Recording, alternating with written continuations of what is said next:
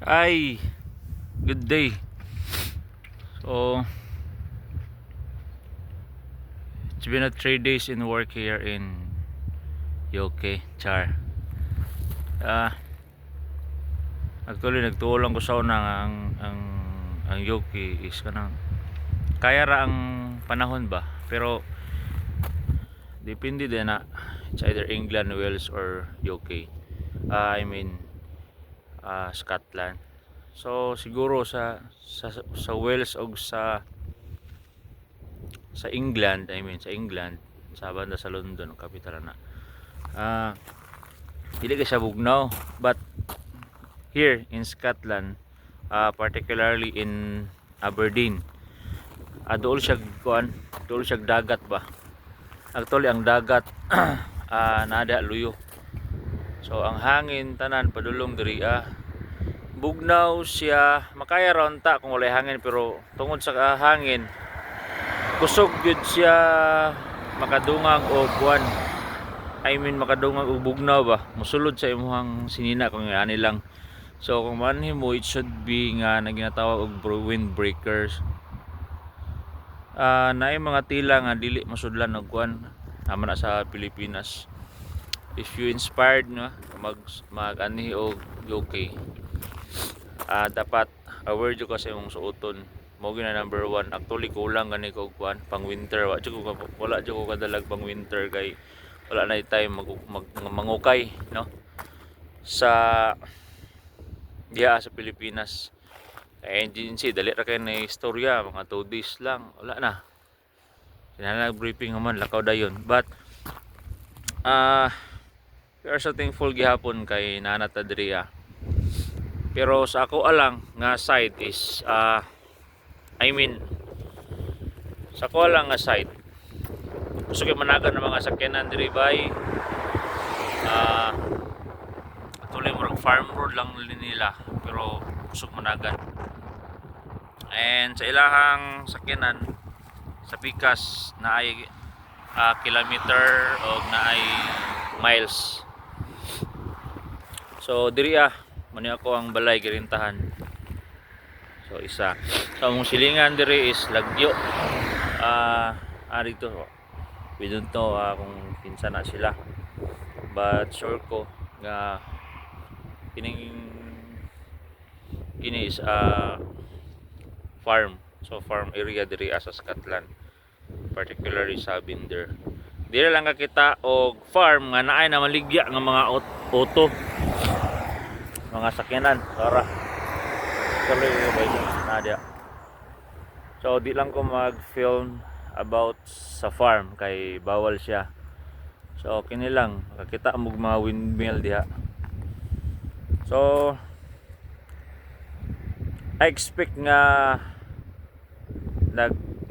nagtrabaho pa ko sa poultry. I expect nga kanang ma-assign mi sa kanang medyo bibo ba.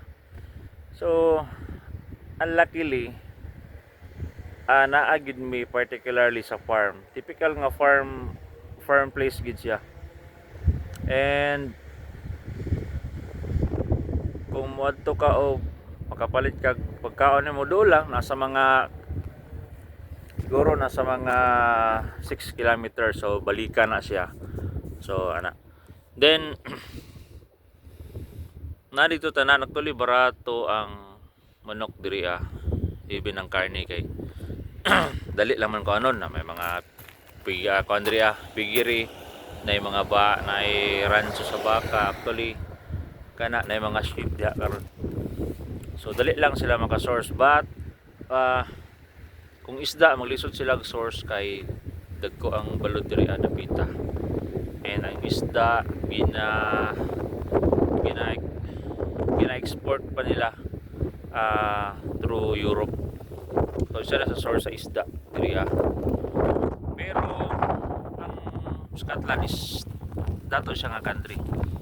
I supposed to be 90 or 80% of oil deposit sa UK na diri sa Scotland banda. Naradya kanang dagata. So siyempre farmer man ako sa Pilipinas, farmer man to i-applyan. So expected na lang yun nga pag abot diri sa UK farmer pud ta. Actually ang tawag sa mo diri is farm manager. So diya sa Pilipinas sulugoon lang man ta. Pero diri farm manager ang tawag sa mo ginain nami area manager, naga-cater sa more than daghan ang country ang farm now og nami area manager.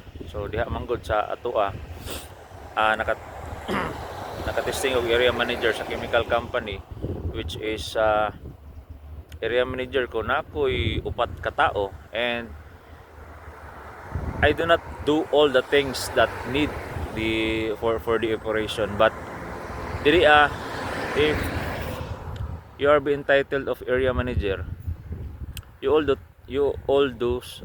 all things, from swiping, no, ikaw maghinlo, ikaw mag-record tanan buhaton or ginabuhat sa farm manager diri although na ay maintenance, ang maintenance diri bay kuan pod mechanical engineer mga ana ba. So sa Pilipino kung maintenance sa to dito basta kabalo lang ka mo kabalo ka na nya napoy mga labor diri mga after service sila ay nagakuan naga hinlo, but definitely inigputang nimo sa chicks magtabang gyapon ka. So dako kay nakatrabahoon, and sa karon medyo kaya ra ang panahon, but katong kaya rang kabugnaw hangin lang gamay nya bugnaw nya problema gihapon ang kamot diri ay ganiha naghinlo ko og mga feederer diri so napad sa gawas gani di na ko naghinlo sa gawas, so walay cover tugnaw good. Pero natingala ko nga nawala ra mo kabugnaw, siguro nag-adapt ang kamot or siguro ni ganiha mo good nag 8 degrees diri but karon almost 40 na, so dili kayo init. And sa paman update lang kana lang sa mga inspired nga mga mag-farmer diri sa UK.